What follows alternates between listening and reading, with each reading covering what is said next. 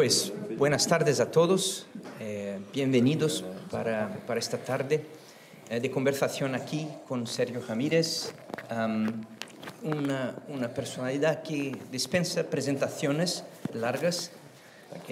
Basta decir que es uno de los históricos miembros de las luchas de liberación de Nicaragua en los 70 y 80. También ha sido vicepresidente de su país y uno de los escritores más conocidos de América Latina en nuestra generación. Un escritor que logra hacer el diálogo entre una realidad histórica compleja y una realidad ficcional rica, imaginativa y creativa. Tenemos un gran honor de recibirlo hoy aquí para hablar con nosotros. Es una conversación más que todo, no es una charla formal. Pues él nos hablará un poco, después tenemos la oportunidad de conversar, de poner preguntas, explorar un poco más cómo es esta realidad de un escritor político o de un político escritor, pero de un hombre público que tiene conciencia de su acción y de su función en una sociedad como la nicaragüense, en la lucha por la democracia en este país y en el mundo en general. Este evento también marca la apertura de nuestro King's Observatory of Latin America, Democracy in Latin America, CODLA. Estamos empezando. Hace algunos días uno me preguntó si teníamos un website, porque si no tiene website hoy no existe. Se dijo, no existimos, el website viene después. La cuenta de Twitter viene después, pero sí, lo tenemos, existimos, y esta es la apertura, casi el primer evento que tenemos sobre la bandera de CODLA, y además también es el primer evento que hacemos en cooperación entre King's College London y el Instituto Cervantes. Hoy, al final de este evento, firmaremos un acuerdo de cooperación entre las dos instituciones para estrechar las colaboraciones que hay entre King's, España y el mundo hispánico en general. Y me alegro mucho que Ignacio Peró está aquí con nosotros también, como representante del Instituto Cervantes en Londres, y que ha hecho posible este encuentro entre nosotros aquí. Ignacio, ¿quiere hacer algunas palabras antes que empezamos? Muchísimas gracias, profesor, muchas gracias, Vinicius. Desde luego, muchas gracias también a ustedes por venir, y desde luego a Sergio Ramírez por estar hoy con nosotros. Voy a ser muy breve porque hoy tenemos el gran privilegio de poder escuchar a una persona que ha rayado a enorme altura en dos ámbitos realmente que no siempre se llevan bien, como es la vida pública y lo que debo decir que a mí más me interesa, que es la literatura, porque creo que debemos ser conscientes de que estamos hoy ante un escritor pues pertenece al mundo hispanohablante, pero que tiene un talento de talla universal, como así además se le reconoció con el premio Cervantes. Es el mayor honor de las letras en español que recibió hace unos años. Y estamos también con una persona que creo que es muy importante decirlo, que ahora mismo él está fuera de su país por obedecer al mandato de su conciencia y bueno, pues porque él ahí, digamos, si ahora mismo estuviera en Nicaragua, no estaría en una situación precisamente, me temo, libre y feliz como debiera. Yo ahora enseguida lo dejo. También quería hacer referencia, como ha hecho previa mención el profesor Vinicius de Carvalho, a que para nosotros es una alegría también como instituto estar aquí, firmar un convenio hoy que viene a oficializar de alguna manera una colaboración que, sobre todo antes de la pandemia, pero también después, sí que ha sido fructífera. Hemos trabajado con el Language Center, hemos trabajado en numerosas ocasiones. Juan Blas, que es nuestro jefe de cultura, lo sabe muy bien, en La Maravilla, que es la capilla neogótica, que es un sitio notable a escala de Londres. y también hemos tenido un encuentro con mujeres españolas y latinoamericanas, etc. Y hoy es una alegría también para nosotros firmar este convenio que quiere ahondar en nuestras relaciones y reforzar la proyección de la cultura y del conocimiento de la realidad española, ibérica y latinoamericana en Londres verdaderamente ante quienes les interesa, como son profesores y estudiantes interesados en esta realidad. También, por último, mi enhorabuena por el lanzamiento del COTLA, a quien deseo larga vida. Muchas gracias, Ignacio. Bueno, pasamos directamente la palabra entonces a Sergio. Sergio, como he dicho, no es una charla oficial formal, pero una conversación, y nos gustaría mucho escuchar un poco de tu experiencia, bueno, no solamente como el actor político, pero en esta traducción de una realidad social, política en la literatura y el poder que la literatura tiene en esto. O sea... Pues muchísimas gracias y gracias a todos ustedes por estar presentes aquí, gracias al King College por invitarme a esta conversación y al Instituto Cervantes por traerme hasta aquí. Yo creo que un escritor es el producto de su propio medio, de la realidad en que vive, y su escritura está condicionada por esa misma realidad. Creo que ser un escritor noruego o danés no es lo mismo que ser un escritor nicaragüense, porque sus realidades, las realidades con las que tienen que lidiar diariamente son completamente distintas. Y la obra de imaginación no es más que la realidad puesta de distinta manera. Pero cuando se escribe sobre seres humanos, no se escribe sobre marcianos, sino sobre personas que están insertas en su propio medio social. Y aquí viene que un escritor desarrolla una doble sensibilidad, la sensibilidad por la literatura y también la sensibilidad por su propia realidad. Creo que esta es una herencia que nosotros traemos desde los años de la lucha por la independencia en el siglo XIX, cuando la figura del intelectual no se diferenciaba de la figura del luchador por la independencia. Y fueron los intelectuales los que de alguna manera hicieron la guerra de independencia subiéndose al caballo y empuñando las armas, pero sin abandonar la concepción intelectual que tenían de cómo debería ser América Latina, cuál era la utopía que tenía que cumplirse, basada sobre todo en el pensamiento de la Ilustración y en el aparato político más moderno y ejemplar que había entonces, que era la Constitución de los Estados Unidos. Esa era la gran aspiración, ser como los nacientes de Estados Unidos de América, de acuerdo al pensamiento de Jefferson y el pensamiento de Montesquieu y de Rousseau, y era el pensamiento en acción. Luego el intelectual se separó como tal de la figura del político, pero nunca dejó el intelectual de seguirse preocupando de la realidad política y volver constantemente a la acción. Creo que en ninguna otra cultura es tan común ver a novelistas, poetas, convertidos en hombres de acción política.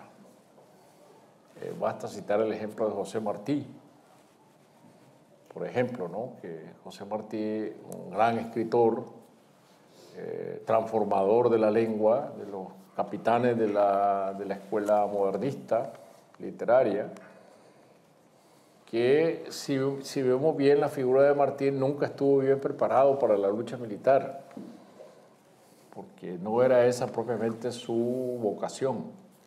Y precisamente porque no estaba preparado para la lucha militar, lo mataron apenas se subió al caballo.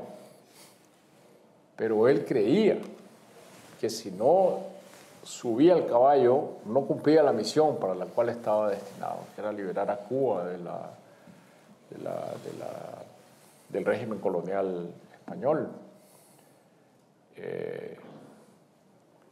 Luego citaría el ejemplo de Rómulo Gallegos,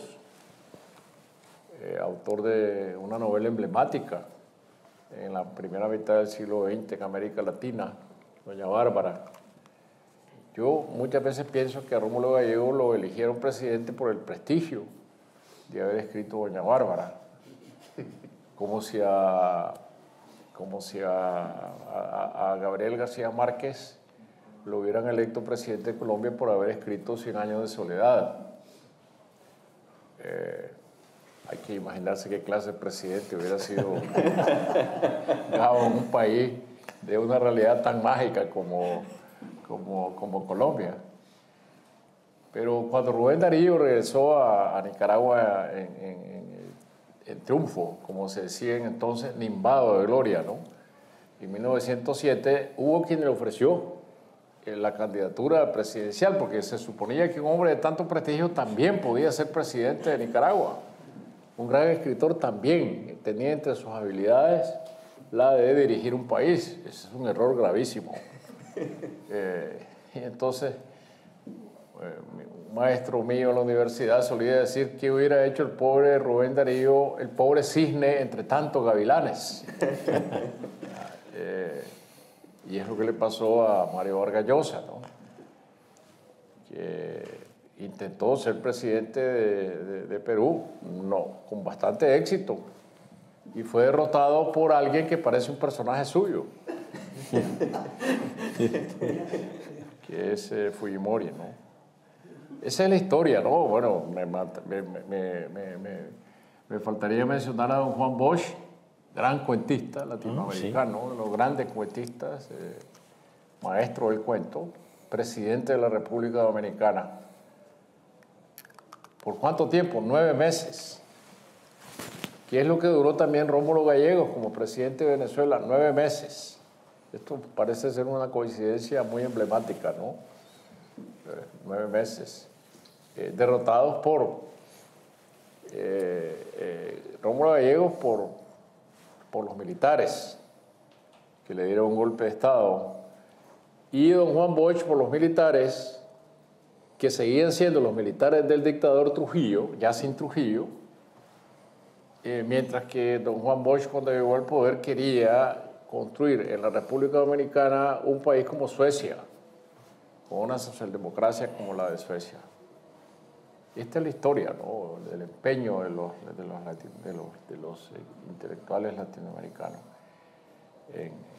en tener que ver con la política, en tener que ver con la vida pública. Y eso tal vez hoy en día en el siglo XXI ha cambiado bastante.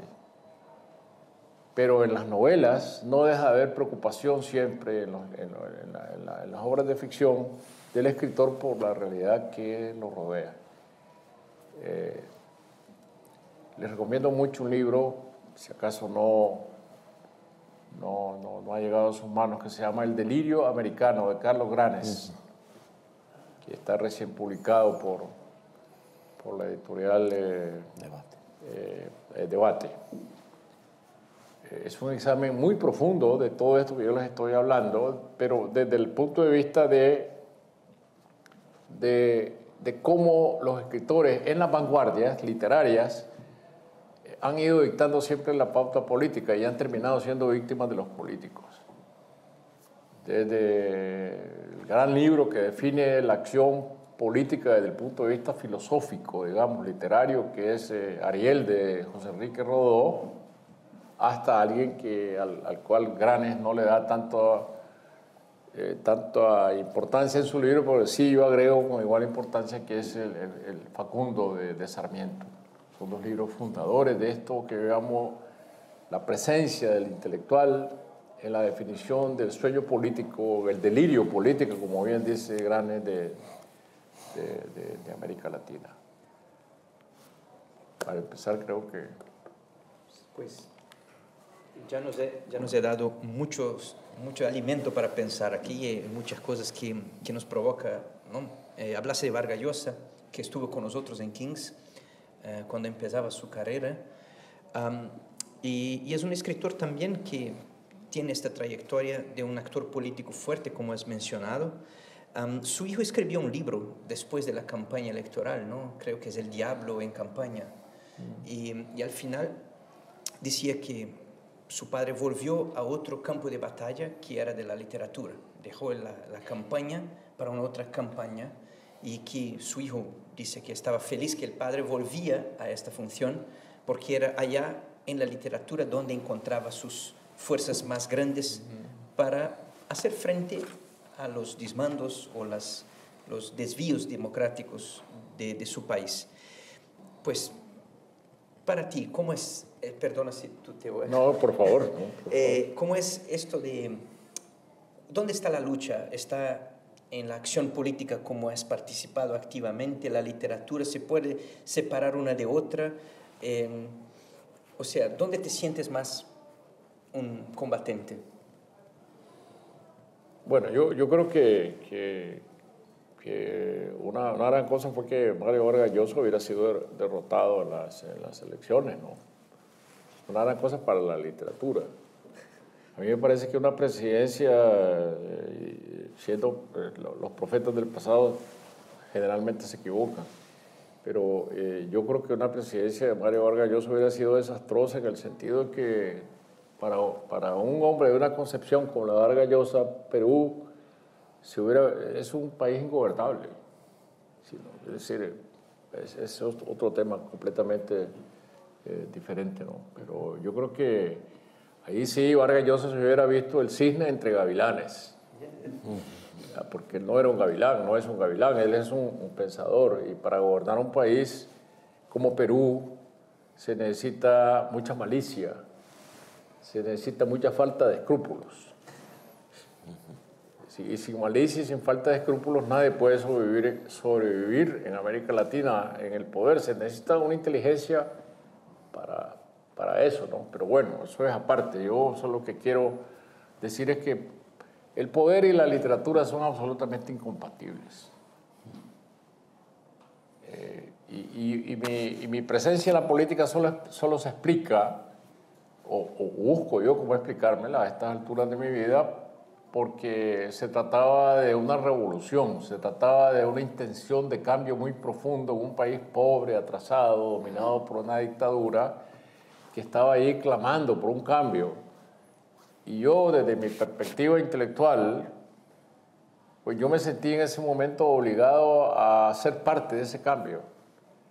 No verlo como en una pantalla de cine, sino meterme dentro de la acción, ¿no? Pero no porque yo me sintiera un político. Yo creo que un político es otra cosa. Un político es el que lo golpean, cae, se levanta, lo vuelven a golpear, a herir, vuelve a levantarse hasta que llega a la presidencia. Como Petro, que acá da la presidencia de Colombia, o como Lula da Silva, que pasó años perdiendo las elecciones, hasta que por fin un día ganó. Pero eso es porque están hechos una materia política de la cual yo no estoy hecho. Es otro tipo de material. Es decir, es la persistencia en llegar al poder una y otra vez. Yo no estaba armado para eso, yo estaba armado para la literatura. De manera que cuando yo encontré un camino de salida, me salí por ese camino. Y no enfrenté la derrota, no enfrenté el fracaso como un desafío, sino como una oportunidad de salirme. Me parece que esa es una diferencia muy importante. Por eso yo cuando en los actos públicos oigo que leen, me presentan y dicen político, abogado, escritor. Yo, abogado, estudié Derecho, pero nunca ejercí esa profesión, ¿no? Agradezco mucho mi formación de abogado. Sin eso me parece que yo sería otra cosa. No sería tampoco novelista, porque al ser novelista aprendí en la escuela de Derecho, leyendo los casos de Derecho Penal, que los leía como novelas, los expedientes. Y político no me siento yo identificado con ese oficio, que ese es un oficio. Es decir, yo me defino como escritor que un día estuvo en la política, no como un político que un día se hizo escritor. Esto es muy interesante porque, al que parece, todavía en Nicaragua muchos te ven como una figura política y te temen por esto. Entonces, claro, otra cosa que me dice, vicepresidente de Nicaragua. Vicepresidente ha habido decenas en Nicaragua y los vicepresidentes nunca pasan a la historia. Es decir, es muy raro que un vicepresidente sea recordado, ¿no? En Brasil tenemos algunos. Nadie sabe cómo se llaman los vicepresidentes. Son como una especie de rueda de recambio, ¿no? De llanta de recambio, ¿no? En un vehículo. Pero yo dejé de ser vicepresidente en 1990. Yo quisiera que eso se olvidara, pero bueno, ya sé que no es así, ¿no? Sí, pues yo no voy a monopolizar. ¿Tienes preguntas, cuestiones, Ignacio? ¿Puedo arrogarme el privilegio? Por favor. Yo quería preguntarte por dos cosas. Una es el papel importante de Rubén Darío en Nicaragua, luego en toda la lengua, ¿no?, española. Realmente él sí que es un revolucionario, de alguna manera, de la lengua.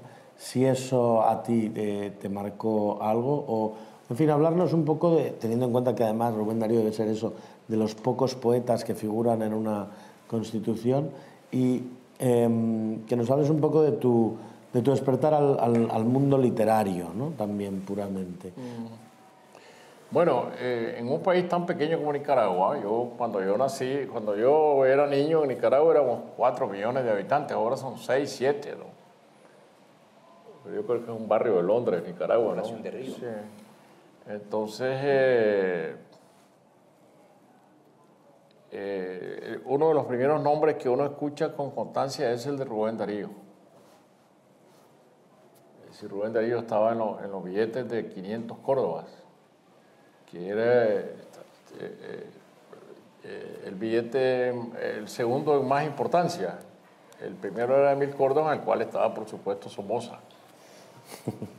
Pero Rubén Darío estaba en el billete de 500 córdobas, estaba en la tapa de los cuadernos escolares, los parques Rubén Darío, escuela Rubén Darío. Es decir, Rubén Darío es una presencia muy constante, y uno de niño comienza, además de Margarita está linda la Márquez, el poema que todos los niños leían, a preguntarse quién era este hombre, ¿no? ¿Quién era esta persona, ¿no? Y eso me produjo en mí una fascinación desde muy temprano por meterme con la figura de Rubén Darío, averiguar quién era Rubén Darío, y hasta que lo convertí en un personaje literario, ¿no? Y me parece que sigue siendo sumamente atractivo como personaje. Es decir, un hombre que revoluciona la lengua, cambia la estructura del español, cambia los sonidos del español. La literatura tiene una influencia enorme sobre la lengua, viniendo de un país oscuro, pobre, pequeño, un país de analfabetos, campesinos, y que su obra permanece viva todavía, ¿no? Es decir, siempre se recuerda esta herencia de Rubén Darío, porque es una herencia que está tan viva que la literatura contemporánea de América Latina no podría explicarse sin él. No se podría explicar a Borges. Borges es un poeta que comienza siendo un poeta modernista. Y a veces yo hago el juego de leer a Borges y a Darío, me parece que son muy gemelos. Y uno puede cambiar un poema de Borges por un poema de Rubén Darío, algunos de los poemas, ¿no? Y siempre parece que está sonando la misma voz. Para no hablar de la influencia que tuvo sobre Vallejo. Vallejo comienza siendo un poeta muy modernista, muy dareano. Hasta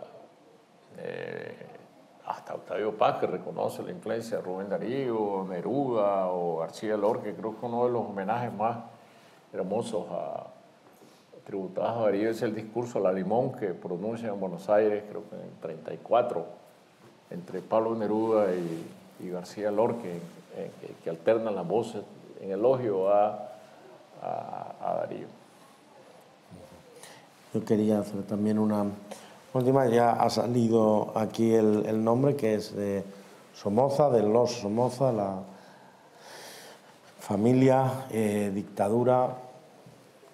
Quería preguntarte un poco tu recuerdo y qué es lo que prende en ti esa llama revolucionaria en el momento, si es un sentido de injusticia y sobre todo qué ha quedado con los años, cuando tú vuelves atrás y miras qué es lo que te hizo levantarte contra esa opresión, ¿qué ves? ¿Ves idealismo de la mejor calidad? ¿Ves un desenfreno de la juventud? Si puedes... Pues mira, yo salí de mi pueblo, el pueblo donde nací, antes de cumplir 17 años, para irme a estudiar Derecho a la Universidad de la Ciudad de León. Y yo viví en una especie de Arcadia política, porque era un pueblo pequeño, donde tanto la familia de mi padre como la familia de mi madre eran todos, mis tíos, mis abuelos, miembros del Partido Liberal, el Partido Liberal de la Revolución Liberal del general Zelaya del siglo XIX, del final del siglo XIX, y era el partido de Somoza.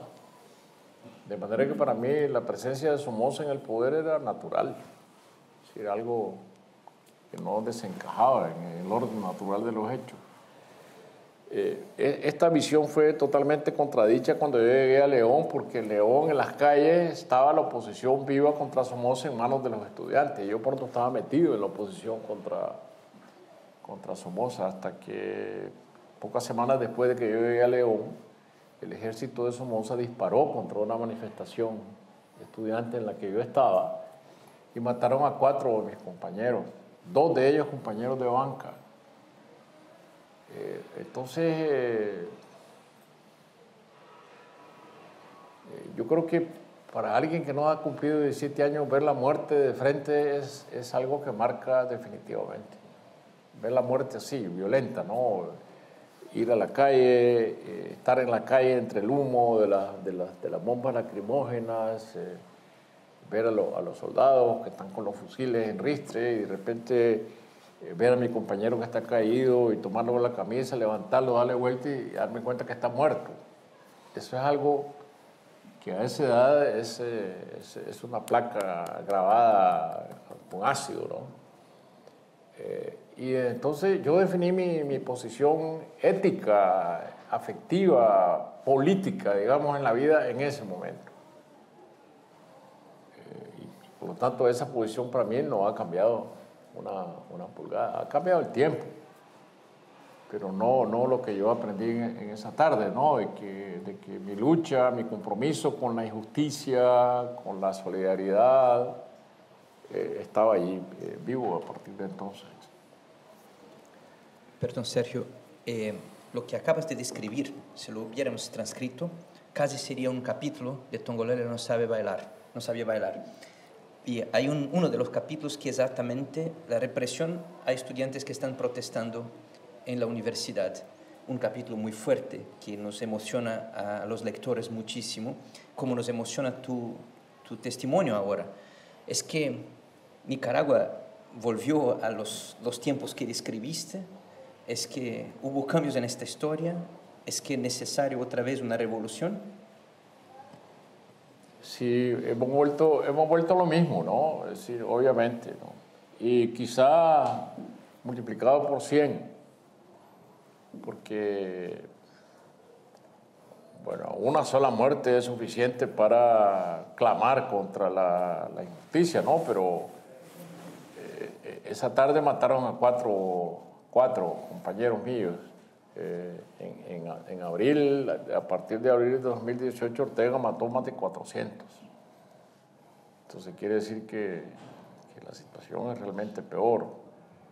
Y yo en Nicaragua realmente, yo no me voy a poner aquí a defender a Somoza, que era un tirano cruel.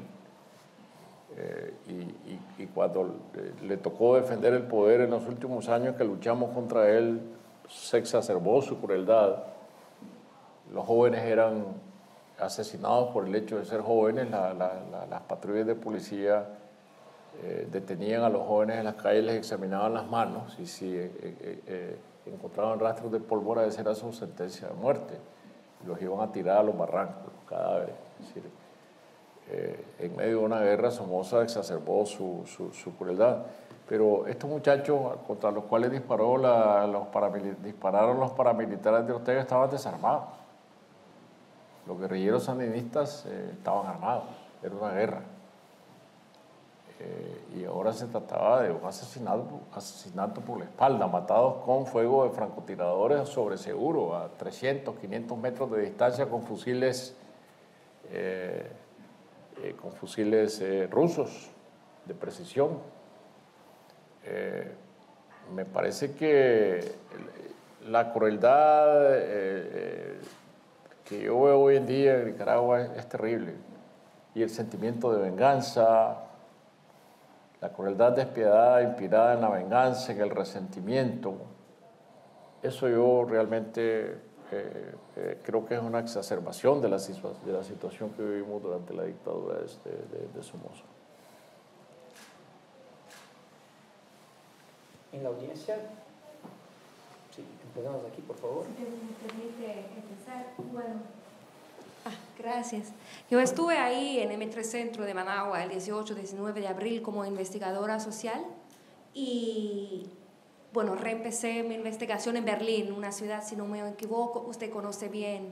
Y ahí trabajé con los exiliados nicas, que siempre han utilizado símbolos muy disputados de la historia para reinterpretar el símbolo de hoy en día. Y bueno, yo en mi análisis pienso que utilizan el pasado para decir algo muy distinto sobre el presente. Entonces este clamor, Ortega, Somoza son la misma cosa, para ellos no vale. Yo me pregunto en qué posición ve usted a esos chavalos de, no sé, 20 años, 25 años, que se fueron de sus barrios ahora para vivir en Europa, en Costa Rica, en otros lados, y luchan por una insurrección que parece muy inesperada y también muy sombra. Y mi otra pregunta se trata de su última obra. Si no me equivoco, el libro no se podía publicar en Nicaragua, o sea, no en este momento, no donde se publicó en España. Y algunas personas que conozco, o sea, mis interlocutores, lo tuvieron en sus celulares, en la versión de PDF que se contribuyó y se le leyeron en la pantallita de noche cuando llegó la luz. ¿Qué espera usted de la audiencia nicaragüense bajo esta represión, leyendo su libro? ¿Cuál es lo que usted quiere comunicar con esta audiencia muy particular nacional que sí vivió el pasado y también el presente? Mira, cuando la insurrección final contra Somoza, la guerrilla sandinista era un foco muy pequeño que fue multiplicándose hasta que estalló la guerrilla. Sí, llegaron las armas a las manos de gente que está dispuesta a tomarla, pero hubo un plan para organizar la insurrección militar contra Somoza, la insurrección armada contra Somoza. En abril del 2018 no había ningún plan. Es decir, la espontaneidad era absoluta. Es decir, los jóvenes se levantaron con un sentimiento de reparación de una gran injusticia, cansado del agobio que era el discurso retórico revolucionario de un régimen que estaba haciendo todo lo contrario, que lo primero que se le ocurrió fue castigar a los más ancianos con las pensiones de la seguridad social, y fue un estallido muy espontáneo. Y yo diría, en muchos sentidos, muy inocente, en el sentido de que la inocencia salió a las calles porque salieron desarmados. Son unos muchachos que empezaron a reproducir los símbolos del 79, uno de ellos las barricadas. Empezaron a levantar los adoquines de las calles, a barricarse, pero sin armas, pensando que la fuerza política de la insurrección, porque eran miles los que salieron a la calle a respaldar a los jóvenes. Es decir, la manifestación del 30 de mayo, el Día de las Madres, es la más grande que yo recuerdo en mi vida, porque estuve presente. Pero había una gran inocencia no solo de los jóvenes, sino de la población que pensaba que Ortega podía ser removido por la presión popular y que Ortega no iba a aguantar la presión popular y que iba a terminar yéndose. Un poco se pensaba en esta insurrección popular en Ucrania contra la dictadura, en donde la gente salió a las calles y los policías botaban los escudos y se sumaban y se abrazaban con la gente. Mucha gente pensaba sinceramente que la policía iba a terminar antimotines botando los escudos y abrazándose con la gente. Pero nadie dentro de esta inocencia de que estoy hablando pensaba de que no era la policía de Ucrania, sino que era el Estado Islámico el que estaba detrás. Es decir, el que está dispuesto a matar de manera despiadada, el que estaba en el secreto armando a los paramilitares, armándolos de fusiles de precisión para matar y detener la insurrección al precio que fuera. Y eso es lo que terminó ocurriendo. Entonces, ¿qué pasa con todos estos jóvenes que no resultan muertos? Tienen que huir porque están desarmados y los están matando como moscas.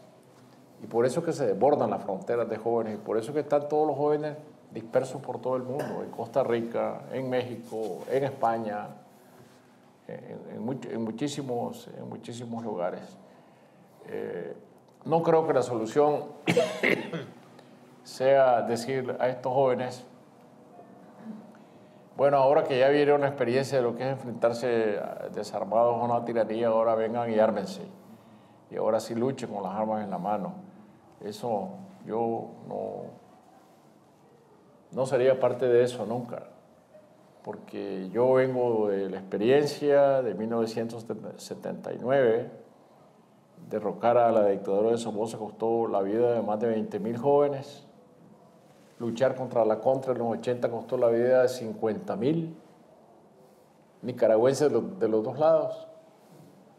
Entonces, esos precios tan altos, volverlos a pagar, ¿para qué? Para que alguien que encabece esa insurrección, armado del prestigio político que da ser la cabeza de una insurrección, tome de nuevo el poder y volvamos a repetir otra vez la historia. Yo no apostaría por eso, yo apostaría por buscar salidas que no sé dónde están, yo confieso, pero que no pasaran por el derramamiento de sangre ni por más sacrificio, ¿no? Gloriana, ¿tú tienes una después? Sí, primero, antes de todo, yo lo quisiera agradecer por estar aquí. Yo soy costarricense, entonces para mí es un gran honor poder estar presente.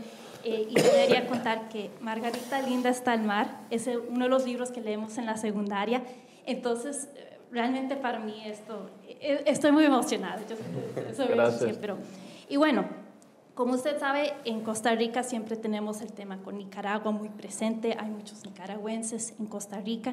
Entonces, yo tengo más o menos dos preguntas. Una es, dada su experiencia con Nicaragua, ¿usted todavía considera que la protesta social es un mecanismo para lograr el cambio político? Y si no, ¿cuál otra opción tenemos los que quizás somos aliados o queremos mejorar la situación para grupos más vulnerables? Y mi segunda pregunta es que, bueno, a los ticos nos encanta hablar de la solidaridad, ¿verdad? Siempre el lema nacional es pura vida y solidaridad. Yo como costarricense sí debo mencionar que sí he estado en la zona transfronteriza, especialmente cuando llegan las represiones. Yo soy producto de la Universidad Nacional de Costa Rica. Entonces llegamos ahí para recibir estudiantes, algunos que estaban huyendo de Nicaragua. Entonces esa fue una manera muy personal tal vez de tratar de expresar la solidaridad.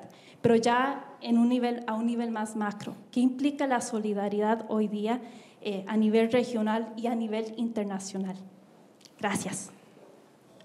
Bueno, mira, yo creo que muchas gracias. Yo creo que la solidaridad es esencial, ¿no? Y sobre todo la solidaridad de un país como Costa Rica, que está en las costillas de Nicaragua y que sigue recibiendo oleada tras oleada de exiliados nicaragüenses.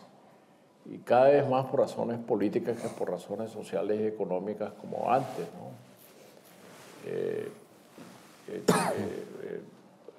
Ahora todos los medios de comunicación en Nicaragua han sido clausurados, sus instalaciones tomadas, los periodistas perseguidos, la mayoría de ellos ha huido a Costa Rica. Y el periodismo hacia adentro de Nicaragua se hace desde Costa Rica. Es decir, casi todos los periodistas están viviendo en Costa Rica. Eso es esencial.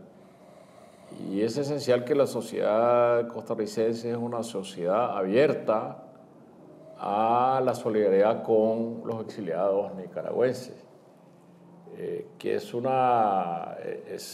desafío muy grande. Solamente el año pasado llegaron 50.000 nicaragüenses huyendo a Costa Rica, 50.000, 70.000 hacia los Estados Unidos. Y este año la cantidad debe andar en términos similares. De manera que este es un problema en sí mismo, ¿no? Esta sangría permanente de exiliados en Costa Rica en busca de trabajo, en busca de oportunidades y capaz de llegar a crear tensiones. Y yo las veo naturales. Es decir, que se creen ese tipo de tensiones. Y yo creo que la mayoría de ellas se han resuelto. Yo creo que hay resabios chauvinistas, hay gente que siempre está en contra de por qué tantos nicaragüenses que le vienen a quitar el trabajo a los costarricenses, etc., ¿no? Eso no es porque se trate de Nicaragua o Costa Rica. Yo creo que toda inmigración provoca una reacción. Lo vemos en Europa, ¿no? Con los africanos que vienen hacia Europa, sobre todo con los africanos más que con los ucranianos, ¿no? Entonces, me parece que hay una filósofa española, Adela Cortina, que explica muy bien esto, diciendo que no se trata de porque sean extraños por extranjeros, sino porque son pobres. Porque a un extranjero que llega con una bolsa suficiente para pagar sus gastos turísticos, nadie lo discrimina.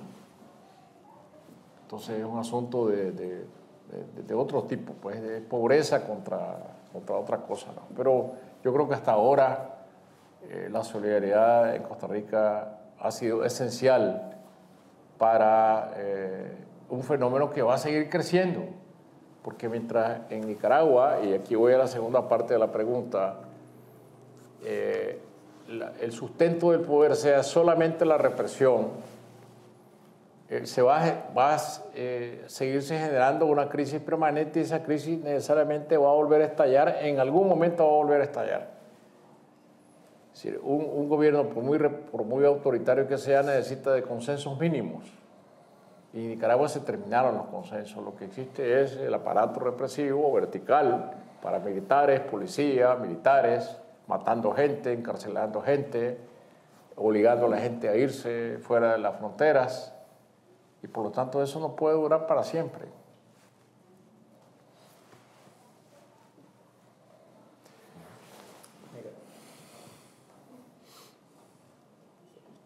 Hola, gracias por la charla. Sergio, quería preguntarle o decirle que me parece muy interesante que haya mencionado la idea de Sarmiento y Facundo y luego Rómulo Gallegos y Doña Bárbara, porque los dos son trabajos que de alguna manera presentan estas fantasías de lo que estos intelectuales consideraban civilización en contra de lo que estos intelectuales consideraban la barbarie, y de alguna manera una unión entre esas dos cosas que van a dar como resultado una nación moderna. Entonces, construyendo sobre eso, me gustaría preguntarle qué es, en su opinión, para los intelectuales de Latinoamérica, ¿cuál es la posición que ocupan las poblaciones indígenas? Porque parte de las fantasías que estos escritores referían como barbarie era precisamente eso, los pueblos indígenas. Entonces me pregunto si eso ha cambiado, en su opinión, ¿dónde cree que estamos con respecto a la literatura y a las poblaciones indígenas en Latinoamérica? Creo que estamos en una etapa muy diferente de cómo se vio desde la concepción del siglo XX, donde llegó a haber una literatura indigenista, que dejó de ser campesina para ser indigenista, es decir, la reivindicación del indígena, pero que no era sino una reivindicación romántica en términos literarios, porque la literatura no presentaba alternativas de solución para la integración de las poblaciones indígenas. Pero claro, ese no es el papel de la literatura. El papel de la literatura es hacer señalamientos críticos. Yo creo que la profundidad de la importancia que tiene la obra de José María Arguedas es esa, ¿no? De haber elaborado una literatura en una lengua distinta de la tradicional, con grandes inserciones de la lengua quechua, y hablar desde el mundo indígena, con las voces del mundo indígena. Entonces eso le da un realce muy grande a lo que es ese mundo indígena que el resto de la población mestiza ignora y desconoce. Desde luego que ni siquiera conoce las lenguas en que este mundo se expresa, y lo ve con esa extrañeza romántica de lo vernáculo. Es decir, la literatura generalmente latinoamericana del siglo XX llega hasta esta apreciación vernácula, es decir, es el académico que del balcón académico mira ese mundo abajo, pero no se inmiscuye. Cuando alguien desde la literatura culta, digamos, quiere citar cómo hablan los personajes del mundo rural, donde está incluido el mundo indígena, las frases que hablan los personajes en su propia lengua popular o en sus propios giros, la pone entre comillas, si te fijas bien. La pone entre comillas como alguien que se pone unos guantes quirúrgicos y no quiere tocar esa frase porque contaminan. Contaminan esa lengua que está elaborada desde arriba. Creo que en eso Arguedas hace una tarea muy revolucionaria, de despojarse de esos guantes quirúrgicos, bajar, meterse dentro de la gente y hablar desde la lengua de la gente. Y que es lo mismo que hace Juan Rulfo en Pedro Páramo. Se baja del balcón académico y entra a hablar con las voces que están abajo, a no considerarlas algo extraño. Hoy en el siglo XXI, la reivindicación de los derechos indígenas es un tema de la agenda política, como nunca antes. Si no, veamos en los planteamientos de la señora Márquez, electa ayer vicepresidenta de Colombia. Ella representa no a grupos indígenas propiamente, pero representa a los negros, a los indígenas, es decir, a estas poblaciones marginales y marginadas que no tenían ni voz ni voto en la política. Simplemente según la Constitución podían votar, pero ser actores nunca. Y luego tenemos la situación del Perú. Yo creo que la experiencia de llevar a la presidencia a alguien como Castillo en nombre de estos grupos, a mí me parece que es una experiencia fracasada, porque este hombre no está respondiendo a lo que son sus intereses, pero es un gran intento que la gente desde abajo hace en términos electorales por cambiar el patrón de conducta política tradicional en América Latina, que sean los criollos los electos y que suben al poder en hombros de los indígenas y de las poblaciones marginadas. Y bueno, este es el problema del Ecuador, es el problema del Perú, es el problema de Guatemala, pero están en la agenda política y ya no pueden ser eludidos, no pueden ser sacados de la agenda política. Como ecuatorianista, a mí me interesa muchísimo porque en Ecuador los movimientos revolucionarios están generalmente ligados a las poblaciones indígenas. Entonces me preguntaba cuál es la relación contemporánea entre esos movimientos revolucionarios indígenas y la literatura, una literatura que tradicionalmente ha excluido a las poblaciones indígenas. Eso depende de quién se exprese en la literatura. Yo creo que poco a poco la gente, vamos a ver, la gente que vive en ese mundo está ganando relevancia política, relevancia literaria, perdón. La gente que vive en ese mundo puede hablar ahora desde ese mundo.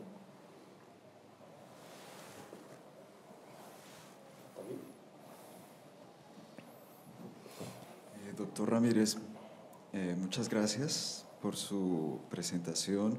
De verdad es una honra poder estar aquí y escucharlo. Tan pronto entró, me recordé, yo lo veía a usted por la televisión, sí, cuando yo era un adolescente. Me alegra mucho poderlo oír. Bueno, le tengo dos preguntas. La primera, con relación a las elecciones de ayer, ¿no? En Colombia.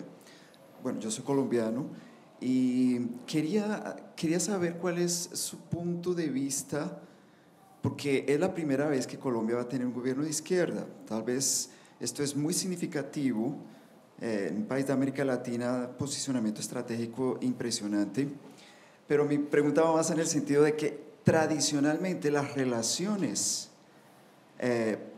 externas, políticas, entre Nicaragua y Colombia no fueron muy buenas, principalmente en las cuestiones relacionadas con la geografía, el archipiélago de San Andrés y todo esto. Entonces me gustaría saber si hay posibilidad de alguna aproximación, puede ser que sí, puede ser que no, y esto cómo podría influir en la posibilidad de implementar realmente el acuerdo de paz en Colombia, porque ya pasaron tantos años, es un acuerdo que está siendo implementado pero que no avanza, mucho obstáculo. Conozco muy bien las élites políticas colombianas tremendas, entonces en ese sentido le quería hacer esta pregunta. Y le tengo otra pregunta, también como brasileño que soy, en este momento... ¿Pero tú eres colombiano o soy brasileño? colombiano y brasileño, tengo bueno. las dos. Entonces en este momento el péndulo de América Latina parece que se está direccionando para la izquierda, y en octubre las elecciones en Brasil van a ser extremadamente significativas porque existe la posibilidad inminente de Lula da Silva regresar. Probablemente no sea una transición muy pacífica, ¿no? Entonces, me gustaría ver cuál es la perspectiva que el doctor Ramírez tiene con relación a estos, porque va a ser difícil en Brasil, una extrema derecha difícil, arrogante, violenta también, negacionista con relación a la ciencia y a otros factores. Entonces, ¿cómo ves esto? Sería muy interesante oírlo, doctor Ramírez. Muchas gracias. Bueno, mira, yo creo que la llegada de Petro al poder en América Latina es un fenómeno trascendental por tratarse de un país de una estructura política absolutamente arcaica, como Colombia, nunca permeable al cambio político. No porque en Colombia vaya a haber una revolución, porque si tú lees el programa de Petro es un programa socialdemócrata, pero ya es una revolución que alguien que desde la izquierda se presenta con un programa socialdemócrata sea una alternativa de poder en Colombia.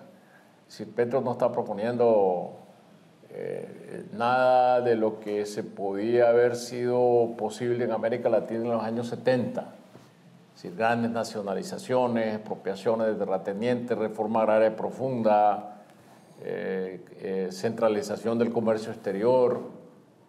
¿No? Simplemente son reformas profundas que comienza por algo que tiene una lógica aplastante, que es la reforma impositiva, la reforma fiscal. Son países de una enorme injusticia fiscal. América Latina es el continente más injusto en el mundo en cuanto a repartición de la riqueza. La riqueza está concentrada en poquísimas manos, mientras la inmensa mayoría de la gente deambula en los corredores de la pobreza. Entonces, esto, que es una reforma socialdemócrata, va a costar mucho en Colombia, pero es una propuesta lógica. Es decir, aumentar los impuestos de capital y hacer que la carga tributaria se distribuya para que haya dinero que repartir en los programas sociales. Y el segundo punto es el cumplimiento de los acuerdos de paz, que es lo que me vincula la administración de Santos con lo que va a hacer la administración de Petro. Porque los acuerdos de paz fueron dinamitados por el acuerdo de Duque por razones absolutamente sectarias de política, le causaron un enorme daño al país al no haberle dado continuidad a estos acuerdos de paz que habían sido elaborados con tanto cuidado y que fueron abandonados y fueron echados al traste. Entonces me parece que Petro es un político experimentado. Petro representa el establecimiento político de una u otra manera. Ha estado en el Senado muchos años, ha sido alcalde de Bogotá, que es como ser presidente de un país, es el alcalde de Bogotá. La cantidad de gente que tiene que gobernar un alcalde de Bogotá. Y yo celebro que la derrota de Hernández, porque eso hubiera sido, sí, someter al país a una incertidumbre terrible. O sea, de alguien, es un verdadero payaso, pues. Entonces, bueno, vamos a ver, a Petro le toca negociar, porque no tiene mayoría parlamentaria. Si quiere hacer reformas, tiene que negociarlas con las otras fuerzas políticas. Yo creo que la situación de Brasil me inquieta menos a mí que lo que puede llegar a ser la situación de Colombia, porque Lula es parte del establecimiento. Lula ha sido 2 periodos largos presidente. Habrá algún sector del ejército en el cual él podrá confiar para dominar a los extremistas que querrán montar algún intento o golpe de Estado con Bolsonaro, cuando Bolsonaro dice que no reconoce los resultados electorales, pero los tendrá que reconocer si pierde estas elecciones, como parece que las va a perder. Entonces, Lula sí es un político de mucha experiencia, sabe cómo manejarse en situaciones de crisis, y ya sabemos lo que un gobierno de Lula significa. ¿Qué cosa un gobierno de Lula? Un gobierno socialdemócrata también. Entonces, la palabra socialdemocracia, el problema es que para la izquierda marxista de los años 70 era mala palabra. Decir socialdemócrata era como agente del imperialismo encubierto, ¿no? Yo vengo de esa experiencia, ¿no? Pero hoy en día, ¿qué es lo que tenemos en Chile? Un gobierno socialdemócrata. ¿Qué es lo que vamos a tener en Brasil? Si gana Lula, lo mismo. ¿Qué vamos a tener en Colombia? Lo mismo.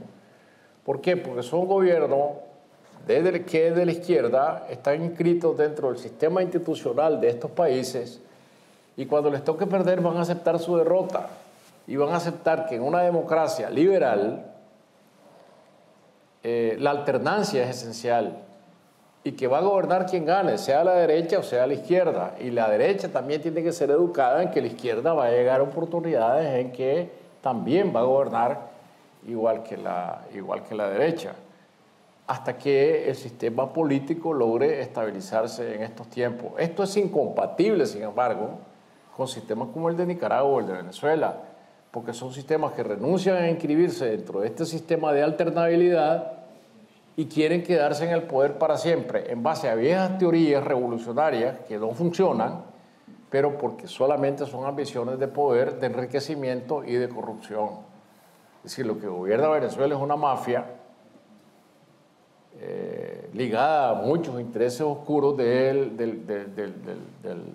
crimen organizado, igual que Nicaragua, es otra mafia familiar. Entonces no se trata de proyectos revolucionarios a largo plazo como se quieren proclamar, sino de sistemas completamente corruptos. Yo tengo una otra pregunta, que volviendo un poco a la literatura. ¿Estás ahorita trabajando en alguna otra obra? Bueno, ahora en septiembre aparece mi nuevo libro, que es un libro de cuentos, publicado por Alfaguara, que se llamará Ese día cayó en domingo. Es una colección de 12 cuentos de muy distintos temas, algunos de los cuales vuelven sobre los temas de la insurrección del 2018. Y luego, pues, para mí, la escritura tiene que ver con la estabilidad, y parece contradictorio decir estabilidad para un exiliado. Bueno, la estabilidad para un escritor es tener un cuarto propio, como decía Virginia Woolf, ¿no? Es decir, un lugar donde escribir, donde meterse por las mañanas a hacer el trabajo de zapatero trabajo de carpintero, que es armar un mueble, o hacer un zapato, que es escribir, porque eso se necesita tiempo, se necesitan horas. Tomen en cuenta que escribir una novela para mí es un asunto de 2, 3 años, y por lo tanto eso solo no se hace sino con horas de trabajo y de dedicación. Y esas horas pues yo las encuentro en Managua cuando podía, pero también las puedo encontrar en Madrid organizando mi trabajo alrededor de la escritura. Bueno, si no hay otras allá, yo tengo una otra pregunta que es más histórica también. Yo me encanto mucho cuando estoy leyendo tus libros, como la manera como la Iglesia Católica retratada allá. Yo estudié para ser cura hace muchos años en un periodo de teología de liberación. Nicaragua para nosotros era un ejemplo también, con Ernesto Cardenal, con la música que se producía en el contexto de las comunidades eclesiales de base. Es muy interesante notar la presencia de la Iglesia Católica en muchas partes de los libros. Mirando hoy en Nicaragua, ¿cuál es el rol de la Iglesia Católica en este contexto, ¿no? Aquí hay un cura, ¿no? Pancho, que es un teólogo de liberación después de la teología de la liberación. ¿Hay muchos Panchos todavía en Nicaragua? Muchísimos, sí. Hay muchos curas. Es decir, yo creo que la única fuerza ética que queda en Nicaragua bajo represión, pero que está allí, son los curas. Los curas en sus iglesias, algunos muy valientes, otros han sido encarcelados. Hay un cura que está preso ahora, no lo están acusando de ideas subversivas, sino de haber agredido a una mujer, de haber golpeado a una feligresa. Entonces, es decir, nunca van a juzgar a un cura por razones políticas, sino que van a buscar delitos comunes para inculparlo. Uno de mis personajes de esta novela está inspirado en Monseñor Báez, que está exiliado en Miami. Porque la historia que yo cuento en la novela es la de Monseñor Báez. Monseñor Báez era obispo auxiliar de Managua, un hombre de una voz muy firme, junto con la del obispo de Matagalpa, Monseñor Solórzano. Y nada, de repente lo llamaron del Vaticano a Báez, que lo trasladaban al Vaticano con funciones en la curia romana, nunca le dieron ninguna función. En el Vaticano no lo recibió nadie nunca y terminó viviendo con unos parientes en Miami, en el exilio, ¿no? Y entonces, y a Monseñor Solórzano, el obispo de Matagalpa, lo acosan, se ha declarado en huelga de hambre, lo amenazan de muerte, él está ahí adentro. Yo creo que esta figura de la resistencia de los curas es clave, que es lo único a lo que queda en este momento, ¿no? Lo único a lo que queda que aferrarse, y el régimen sabe que mientras los curas estén allí, en la línea de fuego, ellos están en riesgo, porque tienen muchísima credibilidad los sacerdotes. No todos son iguales. A mí me parece que en la misma conferencia episcopal, que hay distintos individuos, hay unos que son muy flojos, otros que son cobardes, le tienen miedo a Ortega, se callan, y realmente la actitud misma del Vaticano es muy cobarde. Es decir, el Papa nunca ha dicho una sola palabra sobre Ortega y sobre Nicaragua. Jamás. ¿Este Papa o el anterior tampoco? Papa. Este. Sí, el anterior no duró mucho. No. Pero este Papa no dice nada. Es como para él como que Nicaragua no existe, ¿no? Es muy interesante porque, bueno, es casi muy semejante a lo que Juan Pablo II en una manera lo hizo también, pero de una manera negativa. No, claro, porque él era muy beligerante, ¿no? Él tenía un proyecto, Juan Pablo II tenía un proyecto de la Guerra Fría muy consecuente, muy congruente. Y lo llevó a cabo hasta el final, ¿no? Hasta el Fidel fue consecuente con ese proyecto, y entre ese proyecto entraba a Nicaragua, por supuesto, ¿no?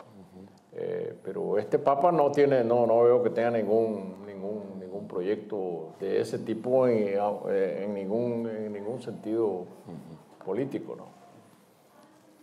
¿Escribes poesía también? No. No. Hace mucho tiempo nunca, desde que era muy adolescente, dejé de escribir poesía. Ahora no me gusta que me recuerden esas poesías.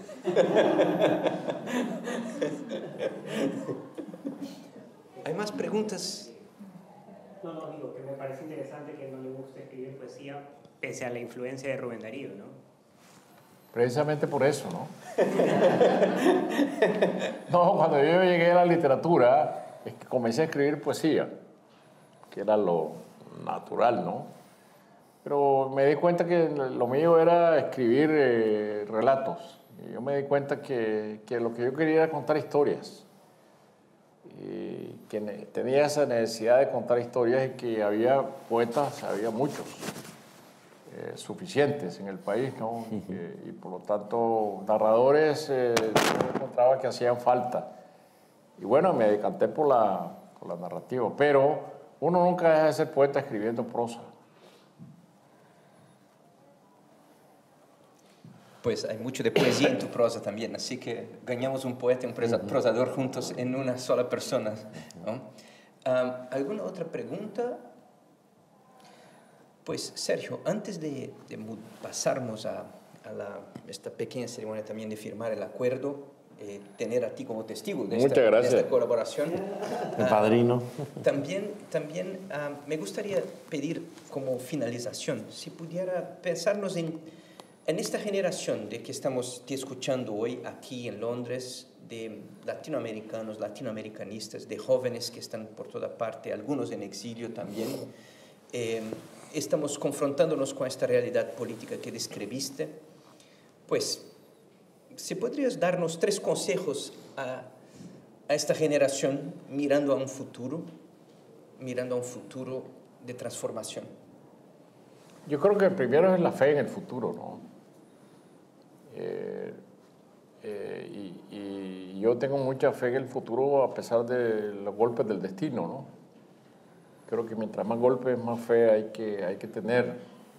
La historia no es circular, no es cierto que la historia se repita siempre. Hay rupturas de la historia. Y si nosotros contemplamos la situación de América Latina, no debemos desalentarnos.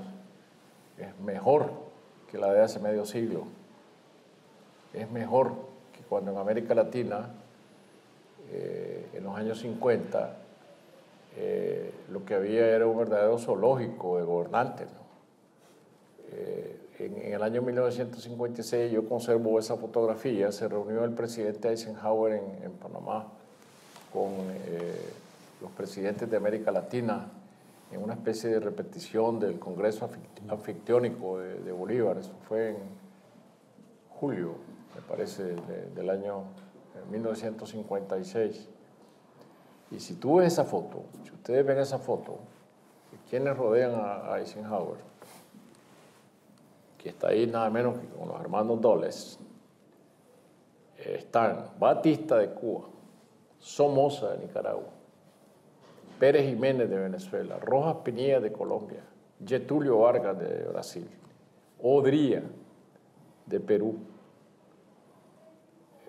Ibáñez del Campo de Chile, que entonces tenía un aprendiz de dictador. Estaba Aramburú de Venezuela, de Argentina, porque acababan de derrocar a Perón. Y la corona de todos, el generalísimo Trujillo. Sí, estaba el zoológico completo. Luego, nos vamos 2 décadas después, la dictadura del Cono Sur. Argentina, Chile, Uruguay, Brasil.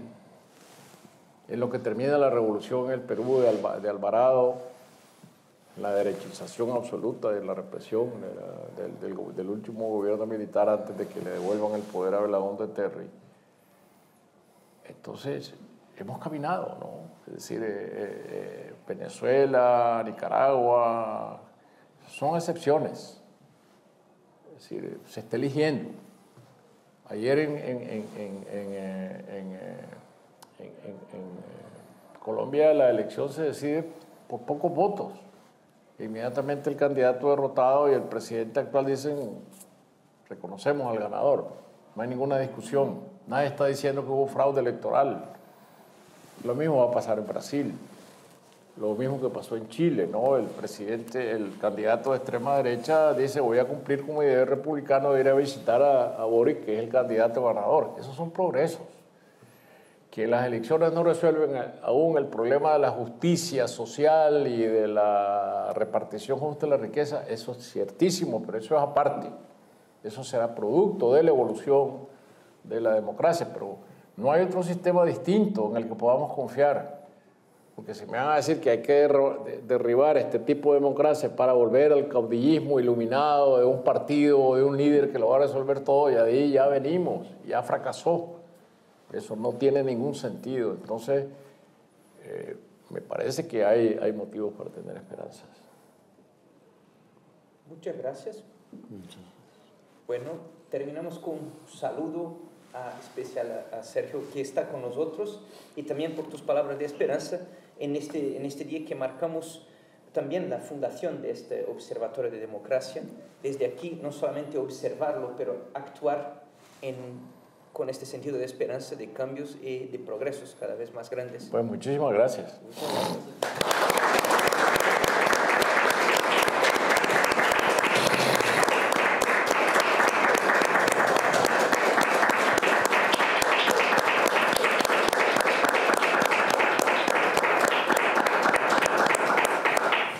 Pues antes que pasemos a un café, una agua y también la oportunidad de charlar un poco con Sergio, firmamos aquí la colaboración entre el College London y el Instituto Cervantes. Perfecto.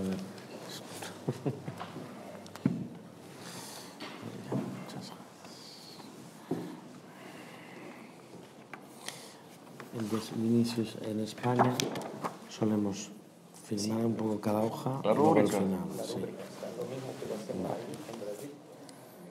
Que España es un país procesal.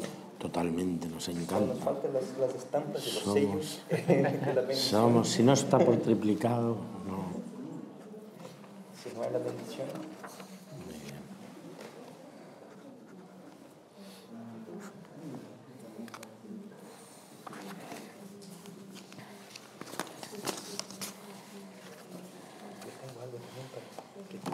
Ah, cómo no, claro.